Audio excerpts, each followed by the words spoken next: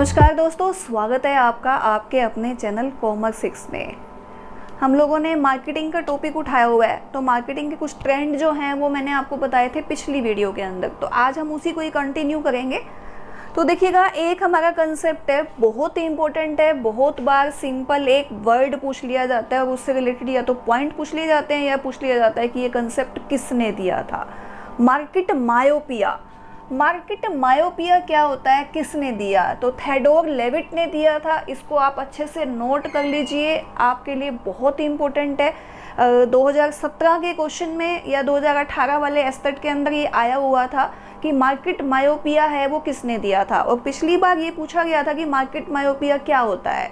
तो market myopia को समझेंगे हम लोग कि देखिए, अगर वैसे शब्दों से तो समझ में आता है कि ये मार्केटिंग के लिए बहुत ज़्यादा अच्छा होता होगा, कुछ ऐसा है कि मार्केटिंग को कंट्रोल वगैरह करना या कुछ है, लेकिन ऐसा कुछ नहीं है।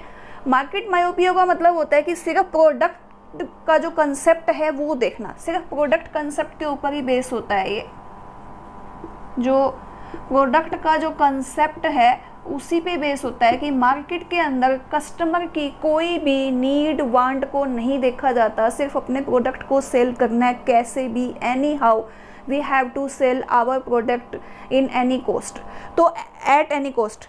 तो जो है कि हमें अपनी मार्केट के अंदर हर किसी भी हालत में अपने प्रोडक्ट को बेचना है, चाहे उससे कंज्यूमर को लॉस भी होता हो, बेनिफिट नहीं हो रहा, उसके जो नीड्स हैं वो सेटिस्फाइड नहीं हो रही, फिर भी हम ये देखते हैं कि हमें सिर्फ अपने प्रोडक्ट को बेचना है। ये होता है मार्केट मायोपिया। मार्केट मायोपिया एक नैरो थिंकिंग कहा जा सकता है कि एक ब्रॉड थिंकिंग नहीं है कि हमें अगर अपना प्रोडक्ट को लॉन्ग टाइम के लिए चलाना है तो हम क्या करेंगे कि कस्टमर की जो नीड्स हैं, उनकी वांट्स हैं वो सेटिस्फाई हो, वो देखें।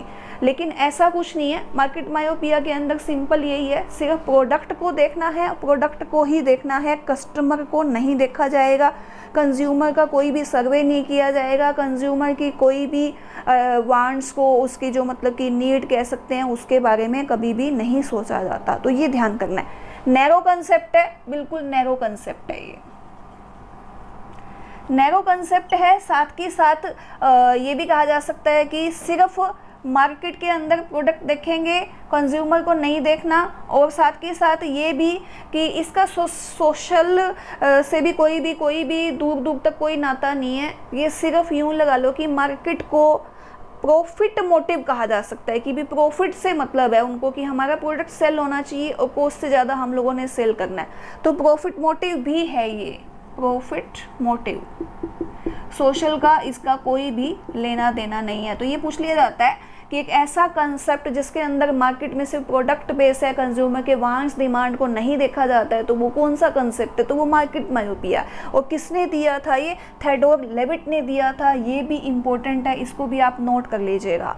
उसके बाद एक है holistic market concept. Holistic market concept किसने दिया था? ये भी इम्पोर्टेंट है, ये पॉइंट आ जाता है कई बार।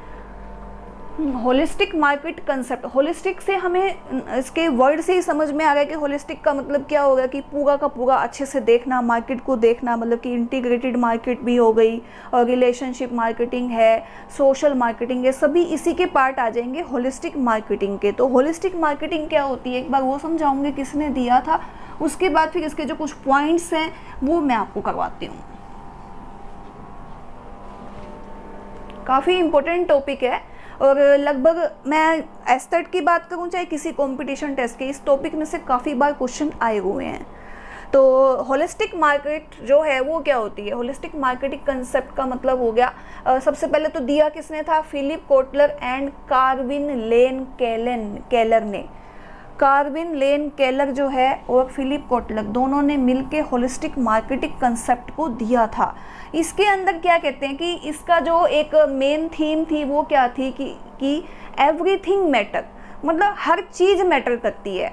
प्रोडक्ट भी मैटर करता है, प्राइस भी मैटर करता है, कस्टमर भी मैटर करता है, एम्प्लॉय भी मैटर करते हैं।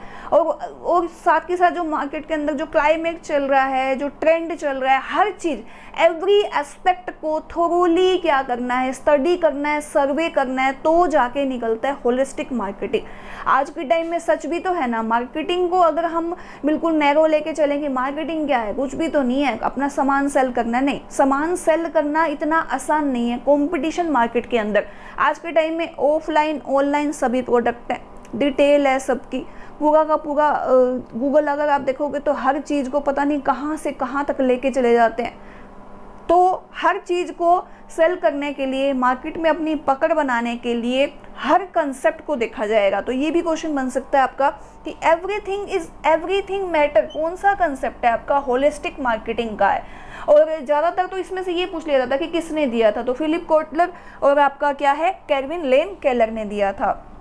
इसके कुछ पार्ट्स हैं, जैसे है एक तो रिलेशनशिप मार्केटिंग, इंटीग्रेटेड मार्केट और एक है सोशल मार्केटिंग। तो रिलेशनशिप मार्केटिंग के अंदर क्या आता है, जो होलिस्टिक मार्केट का ही एक पार्ट है, रिलेशनशिप मार्केटिंग। रिलेशनशिप मार्केटिंग देखिए, कोई भी प्रोड्यूसर है उसका एक पर्टिकुलर एक रिलेशन होता है, रिलेशन नेचुरल सी बात है। अगर कोई भी प्रोड्यूसर है तो उसका होलसेलर से भी होगा, होलसेलर से क्या होगा, एक रिलेशनशिप होगी उसकी रिटेलर से भी हो सकती है, और उसकी अपने एम्प्लॉइज से भी हो सकती है, और साथ के साथ जो अगर मान लो कंपनी है तो शेयर होल्डर से भी हो सकती है, वो भी उसका सामान परचेज कर सकते हैं। तो ये सब क्या है, प्रोड्यूसर अपना होलसेलर से जो रिलेशनशिप अच्छी रखेगा तभी तो उसका माल खरीदा जाएगा। वो रिटेलर से भी अगर मार्केट अच्छी रख रहा है तो रिटेलर भी डायरेक्ट उससे सामान परचेज कर सकता है। इवन उसके जो एम्प्लॉइज़ हैं उसके प्रोडक्ट की अच्छी एडवर्टीजमेंट भी करेंगे और सामान को अच्छा बताएंगे अगर वो वहाँ पर अच्छी सर्विस मिल रही है। तो ये भी इसका पार्ट है। शेयर होल्डर्स हैं, जो कंपनी के शेयर हैं, मान लो रिलायंस की बात करें तो रिलायंस के प्रोडक्ट को ज़्यादा सेल करेंगे क्योंकि उनकी उससे प्रॉफिट भी होगा। तो ये भी एक रिलेशनशिप है, अगर उनकी रिलेशनशिप अच्छी है तो मार्केटिंग अच्छी जाएगी। तो अगर कोई भी प्रोड्यूसर, कोई भी कंपनी, कोई भी फर्म, कोई भी ऑर्गेनाइजेशन अगर अपनी रिलेशनशिप को अच्छा बनाती है तो उससे मार्केटिंग के ऊपर एक पॉजिटिव इफेक्ट आता है।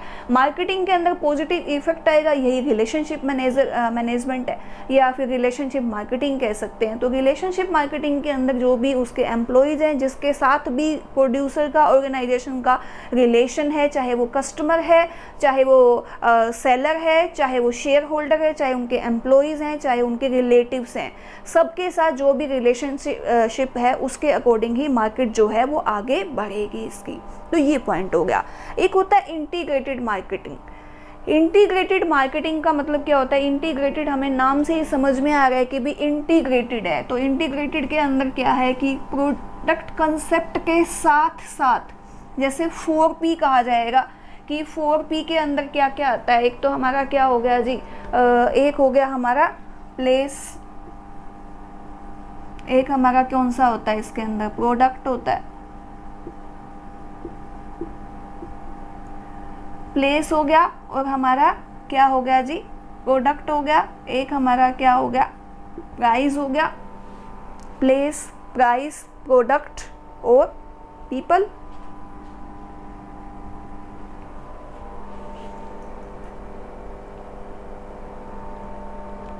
इसके अंदर प्लेस, प्रोडक्ट, प्राइस और प्रमोशन, ये 4 होते हैं इसके अंदर 4। तो इंटीग्रेटेड के अंदर प्रोडक्ट कंसेप्ट को सबसे ज़्यादा देखा जाएगा। सबसे ज़्यादा तो क्या मतलब, हाँ जी, तो इंटीग्रेटेड के अंदर जो 4P हैं वो ये होते हैं। एक तो आपका प्लेस हो गया, प्रोडक्ट हो गया, प्राइस हो गया और प्रमोशन हो गई। प्लेस के अंदर कि सामान, प्लेस का मतलब हो गया कि किस सामान पर, किस जगह पर मार्केटिंग की जाए। मार्केटिंग उसी जगह पे की जाए जहाँ पर उसकी नीड है।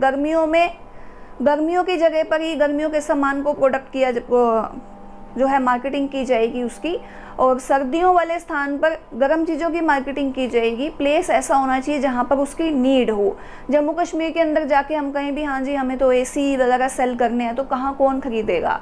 तो एसी की डिमांड जहाँ पर होगी वहीं पर ही होगी। कंबल वगैरह हैं, गर्म कपड़े हैं, वो आप ठंडे इलाके में सेल कर सकते हैं। इसी तरह से प्लेस का पूरा ध्यान रखना है। प्लेस का ध्यान रख लिया, आप अपने प्रोडक्ट को भी ध्यान रखिए। आपका जो प्रोडक्ट है वो रीज़नेबल प्राइस पे होना चाहिए। प्रोडक्ट जो है आपका ऐसा होना चाहिए जो कस्टमर की नीड्स है, उनकी वांट्स है, उनको सेटिस्फाई करे। प्राइस ऐसा हो, इस प्राइस के ऊपर आपका प्रोडक्ट है कस्टमर लेने के लिए रेडी हो जाए। और प्रमोशन के बिना आज के टाइम में मार्केटिंग नहीं हो सकती है। बड़ी बड़ी पिक्चरें रिलीज होती हैं, बड़े बड़े हीरो हीरोइंस क्या करते हैं, प्रमोशन के लिए अलग अलग सीरियल्स के अंदर आके अपनी ऐड करते हैं। क्यों करते हैं? क्योंकि प्रमोशन जरूरी है, लोगों तक अपनी पहुंच बनेगी हमारे सामान की, हमारे प्रोडक्ट की, तभी तो वो सेल होगा। तो ये हो गया जी प्रमोशन, ठीक है। तो ये इंटीग्रेटेड मार्केट के अंदर प्लेस, प्रोडक्शन और प्राइस और प्रमोशन है, ये इसके पॉइंट है। और कुछ कंसेप्ट साथ के साथ और भी हैं।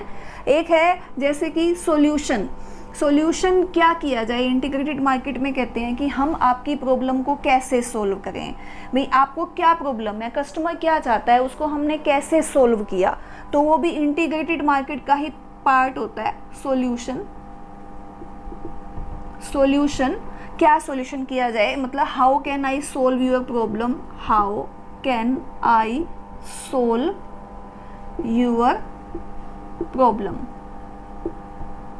How can I solve your problem, मतलब कि सॉल्यूशन के अंदर जो प्रॉब्लम है, कस्टमर को जो प्रॉब्लम आ रही है प्रोडक्ट से रिलेटेड, वो कैसे सोल्व की जाए, वो आ जाएगा इंटीग्रेटेड मार्केटिंग के अंदर।